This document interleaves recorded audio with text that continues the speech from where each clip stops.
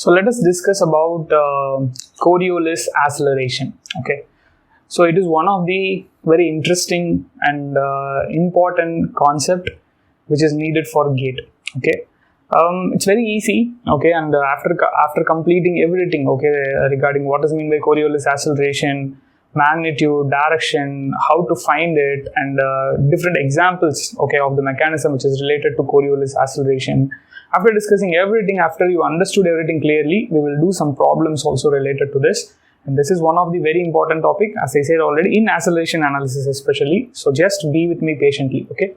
So I have taken an example, okay. Consider that there is a link, okay. This is a link, a vertical link, which is hinged at this point, okay, which is hinged at this point. And similarly, I am taking another link, which is also hinged at this point. And there is one slider, okay, which is placed in that, in that link. And similarly, there was one more slider which is placed. So I have taken two, okay. So this is A, let us take, this is example B. Regarding C and D, we will talk about it a bit later, okay.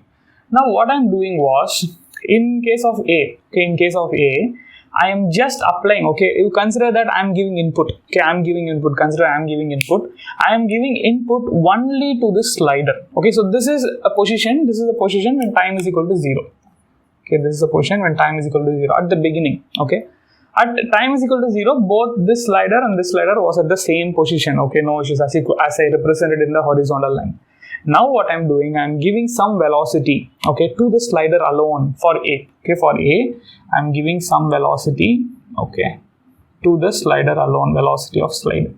But I am not making this link to rotate, okay, because there was a hinge here. So if there is a hinge, then obviously mean that it can rotate. That hinge means what? It's a turning pair, so it can rotate. But I am not giving any angular velocity to this. I am not giving any input to this. So So this link is not rotating. Only this slider is going to slide over. Let us consider after some time t. Okay, after some time t, this slider has slided. Okay, this slider has slided. This is the path. Okay, I'm just showing you the path. This is the path in which the slider has slided and it has reached this point. Okay, the slider has slided and it has reached this point. So what is this motion called as? What is this motion called as? Pure translation. I hope you got the point, right? This is pure translation. Right. Now, what about this? Okay, so A case was under pure translation. Now what I will do, I am not allowing the sliders to slide over. Okay, I am not allowing the slider to slide over. I am making only this link to rotate. Okay, by giving some angular velocity. Okay, let us consider I am giving some angular velocity omega. When time was 0, okay, when time was 0, my slide, this is the position. Now I given some angular velocity. Okay, I have given some angular velocity. So what is happening? This is getting rotated. Okay, this is getting rotated and it is reaching its new position. Let us take, this is the new position. Okay, this is the new position. Let us consider that is after time t. Okay, after time t, that is the new position it has reached. What will happen to the slider? See, I am not allowing the slider to move. Okay, I am not allowing the slider to move. So slider will just get rotated. It will just get rotated. And what's going to be the motion? Just focus on the motion of slider. My slider is just going to get rotated. Okay, it's going to rotate it and it's going to reach here. Okay, that is going to be my new position. I will use another color because it will overlap with that. When you are drawing, you can bring little bit that side also so that it won't confuse you. This will be my new position of the slider. Okay, and this is the path. This is the path of the slider. And initially, when it was undergoing pure translation, this is the path of the slider. Okay.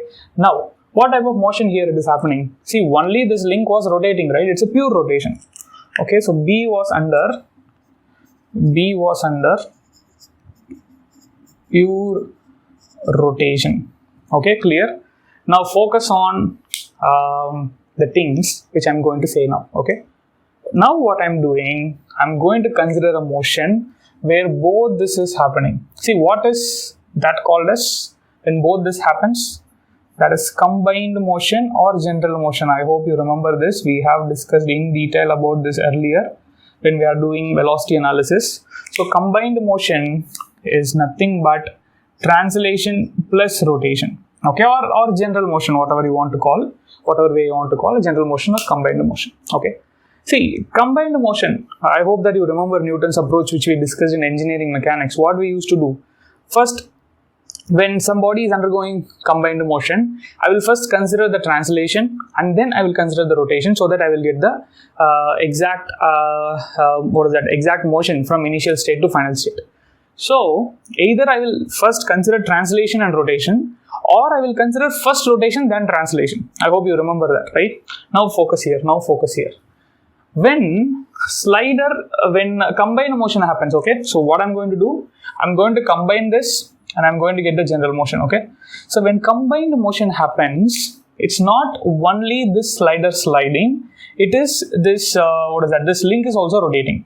So the slider is sliding over the link and the link was rotating. It's simply slider is sliding over the rotating link. Okay, how to get the final position? What generally you will feel the final position will be according to that, the Newton's approach we discussed.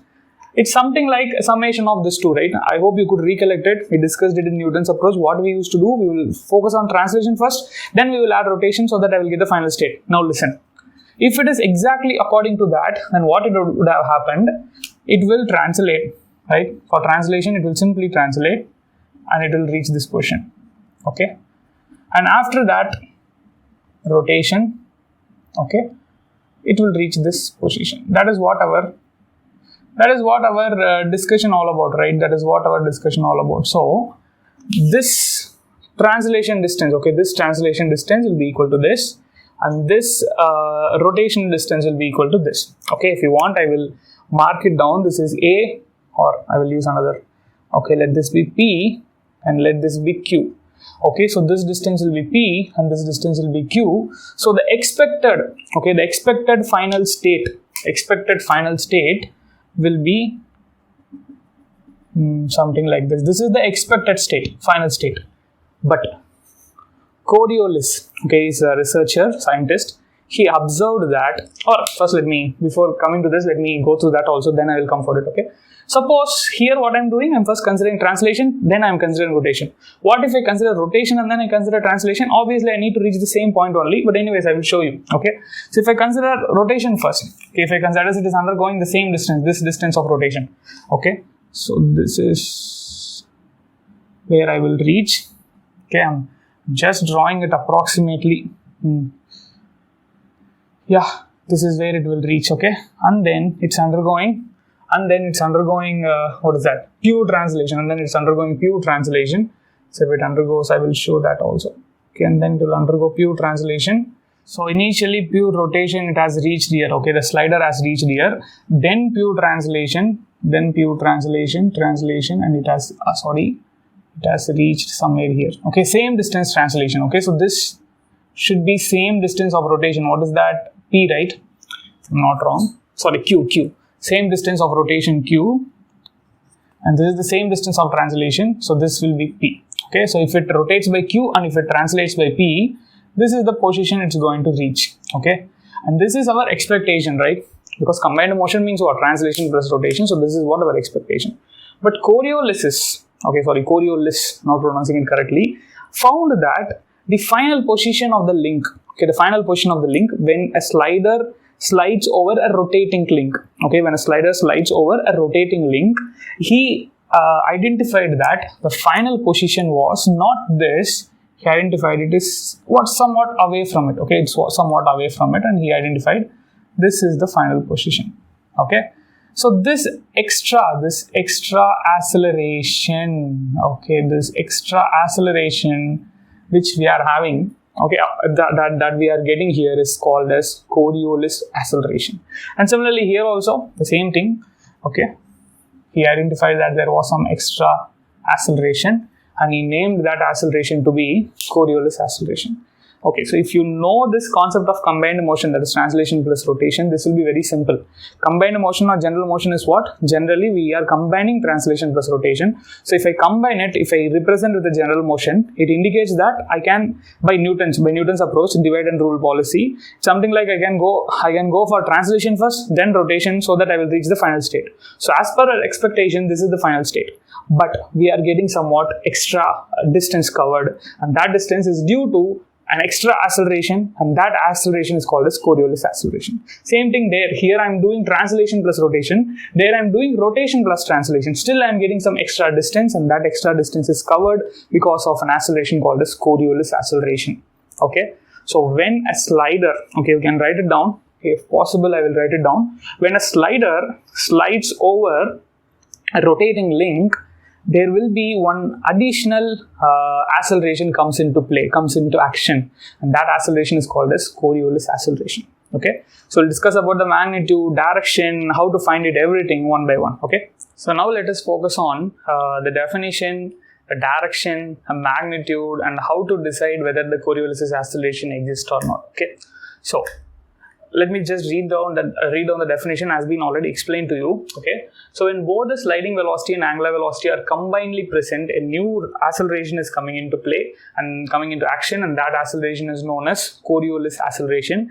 And I'm going to use ACO for Coriolis acceleration. The reason was I already used ACP for representing centripetal acceleration, and also I already used AT for representing tangential, so it is better I will go with ACO for Coriolis. Okay, right. So what about the magnitude? See, both sliding velocity and angular velocity is present. I already defined this, like the magnitude of Coriolis acceleration, when I was discussing the coordinate system, right? I hope you remember in kinematics of particles. So the formula will be 2 times of Vs into omega. Okay, so that is going to give me the magnitude.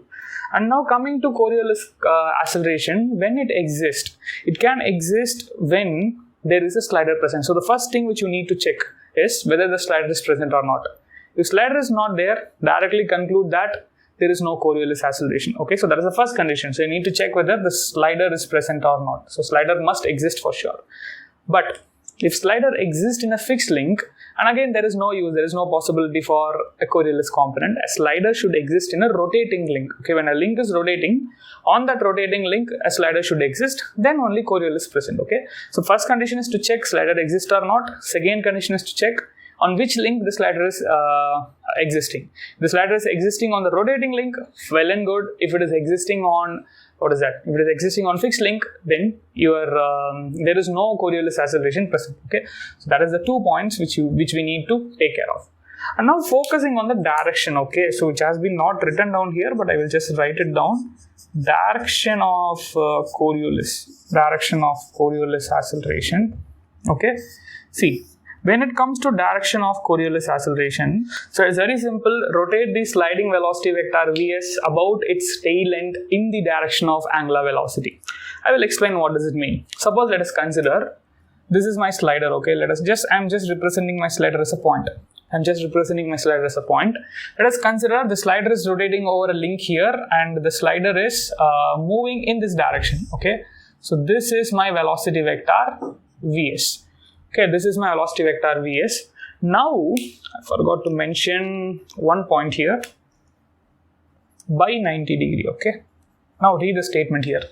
Rotate the sliding velocity vector Vs by 90 degree about its tail end. Okay, where is my tail end? If this is my sliding velocity, this is my tail end. Okay, this is my tail end.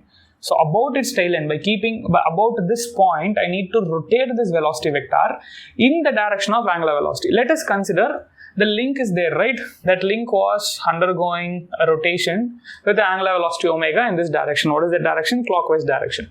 So what I need to do? Simple, rotate the angular velocity in the direction of omega by 90 degree about its tail. So this is my tail and this is angular velocity omega, so rotate it. So rotate it by 90 degree, okay? See, angular velocity omega was in clockwise direction, so I need to rotate this 90 degree in clockwise direction. So this is going to be the vector, right? And this is nothing but our Coriolis acceleration. Simply rotate your velocity, sliding velocity vector in not anti-clockwise, in the direction of angular velocity by 90 degree about its tail end. Okay, so I'm going to discuss many examples, okay, so that you will have a clear idea about it. So I have taken 4 different examples here. Okay, so let me take, this is A, okay, this is B, this is C, and this is D. These are the 4 different cases. I want you guys to pause the video and check whether what are all the cases are correct, which means what are all the cases where I drawn the direction of my Coriolis' acceleration, correct direction of Coriolis' acceleration, and which of the cases are wrong and how to correct it. What is the correct one? Okay, so pause it, do it, and then you watch it. Anyways, I'm going to explain it. Okay, right. So first, let us take with case A. This is our sliding velocity, and this is my tail. Okay, about its tail, rotate the sliding velocity in angular velocity direction. This is my angular velocity direction in 90 degree. That is, you have to rotate it by 90 degree, right? So angular velocity was clockwise. Okay, it is clockwise.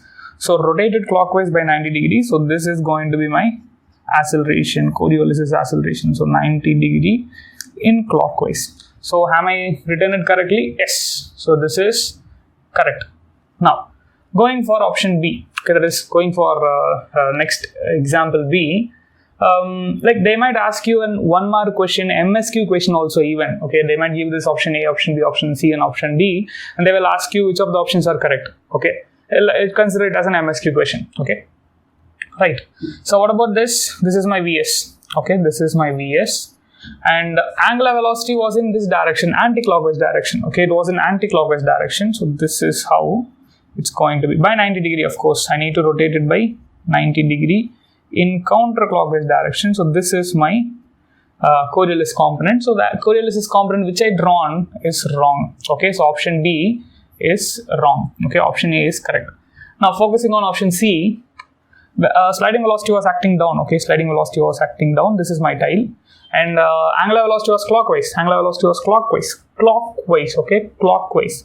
So about the tail only I need to rotate. Okay, this is my tail. So about this tail, I need to rotate it by clockwise. Okay, clockwise. Clockwise means what? VS. This is the clockwise direction. This is the clockwise direction. This is my clockwise direction. 90 degree. So, yeah. So this will be my ACO. Again, 90 degree in clockwise direction. Why clockwise? Because omega was clockwise. Okay. So the given acceleration was wrong. This will be my correct. Okay. Now final D. So this is VS. Okay, and it was in anti-clockwise direction, right? That is, my angular velocity was in anti-clockwise direction. Again, about tail, anti-clockwise means what? This side, okay, this side. Anti-clockwise means what? This side, okay. So this will be my Coriolis' acceleration. So 90 degree in anti-clockwise, is counterclockwise, and it is correct. Okay, this is correct. So option A, D is the correct answer. Okay, they can ask you in MSQ question like this. Okay, now let us focus on what is that? The different types of mechanism which we seen. What are the 3 different types of mechanism which we seen? 4 bar. Okay, 4 bar mechanism or 4 bar chain, whatever, and single slider chain or single slider mechanism.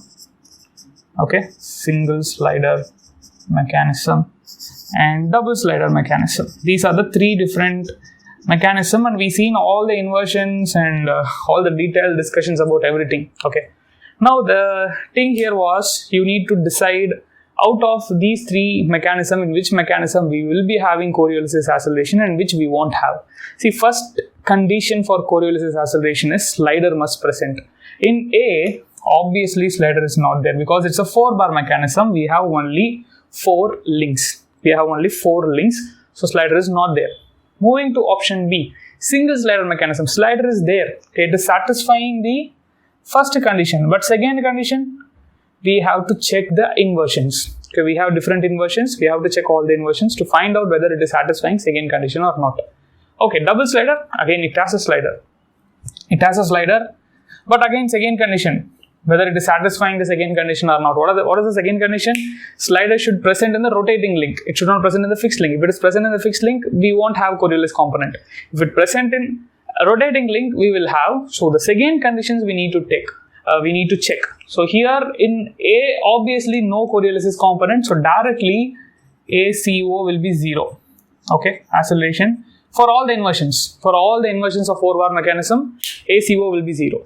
But now coming to B and C, we have to check the second condition and decide whether ACO will be 0 or will ACO exist. Okay, so let us check that.